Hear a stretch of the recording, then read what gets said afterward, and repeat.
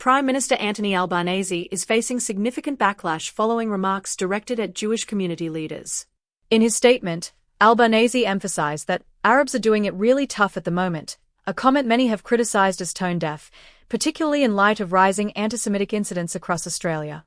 His remarks have sparked outrage and concern, raising questions about leadership and sensitivity in addressing the growing tensions between communities.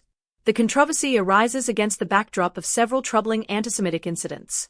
Last month, in Woollahra, vehicles and buildings were vandalized with offensive graffiti, including a restaurant owned by celebrity chef Matt Moran. One car was also set on fire during the incident. Since then, these attacks have escalated. On December 6, a firebombing at the Adass Israel Synagogue in Melbourne injured one person. Another incident followed on December 11 in Woollahra, involving graffiti and the destruction of a car. Jewish leaders have reportedly expressed surprise and disappointment at Albanese's comments, which seem to downplay the severity of these incidents. In defense, his office stated that the Prime Minister's intent was to advocate for unity and that his comments were taken out of context.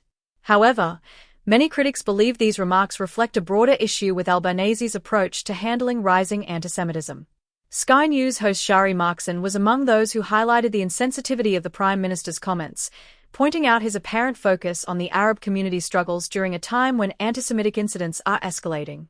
Social media users echoed this criticism, with one commenter stating, "He just can't help himself." Another described him as a weak leader who permits hate speech and lacks a proper understanding of the Jewish community's plight. Frustrations grew further when Albanese visited the Adass Israel Synagogue in Raponlia on Tuesday. During the visit, he faced a chilly reception from community members. One woman in the crowd labeled his visit as cheap and light, questioning the sincerity of his support. The Prime Minister addressed the audience, emphasizing Australia's commitment to diversity and the respect for people of different faiths. "We are a country that respects people of different faiths and is enriched by our diversity," he said.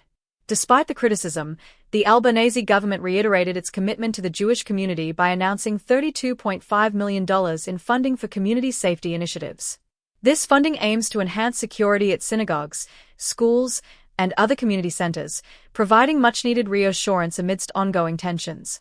However, some have accused the government of contributing to anti-Semitic sentiment through its actions on the international stage.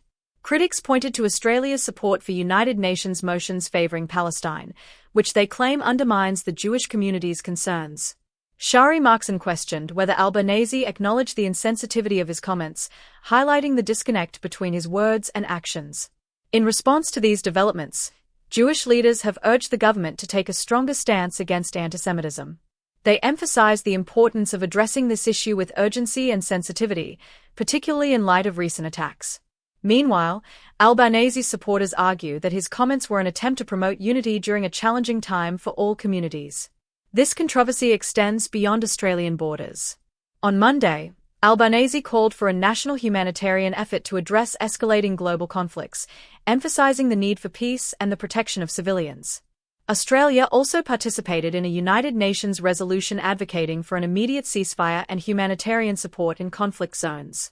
While 58 countries, including Canada and Germany, voted in favor of the resolution, it has done little to alleviate domestic criticism of Albanese's leadership.